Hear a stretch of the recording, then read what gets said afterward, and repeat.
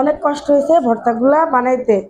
2-1 ঘন্টা লাগাইয়া ভর্তাগুলা বানাইছি চুলার পাশে দাঁড়ায় দাঁড়ায়। গরমে আমি তো শেষ, আর ভর্তাগুলো পার্সেল করব, তো তার জন্য বানাইয়া রেডি করলাম। কি রে, তুই ভর্তা বক্সের মধ্যে বসছিস কে? তো বক্সে ভরবো না, পার্সেল করব।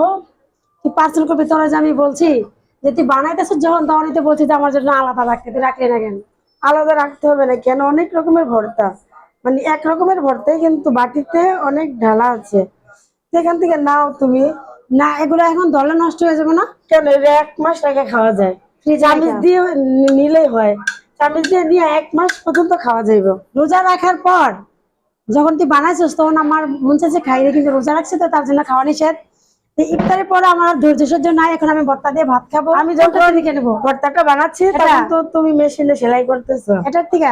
একটাতে নিলেই চলে। বিসমিল্লাহ, দেখি। এগুলো পার্সেল করবো, বুঝছো? এই যে বড় বাটিটা আর এই 2টা বাটি পার্সেল করব, আর এই 2টা আমাদের। এখন আমি এগুলো ঠান্ডা করতে দিয়েছি এখানে। ঠান্ডা হওয়ার পরে তারপরে এগুলার মুখটা লাগিয়ে তারপর কস্টিপ মারবো, মেরে আচ্ছা, তারপরে আগে খেয়ে দেখি ভাই, তারপর তুই লাগাইস। যদি আমার সব খেতে ইচ্ছে মেরে করে খাই। তারপরে কোথায় বিসমিল্লাহ। পার্সেল করবো সেটা যে বললো না। দেশের বাইরে পার্সেল করব, বিদেশে।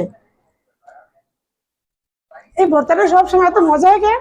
এই ভর্তাটা কেন এত মজা এই হয়? ভর্তার পাগল আমাদের অল ফ্যামিলি, যত আত্মীয় স্বজন সবাই। জাত গোষ্ঠী আছে, কেউ বাদ নাই যে এই ভর্তা খেয়ে না খেয়ে মানে মজা পাইছে।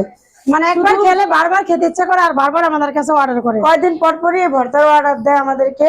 তো এখন বিদেশ থেকে অর্ডার এসেছে, তো বিদেশ পাঠাবো এই যে বড় বক্স দেখুন দিয়ে। কত সুন্দর।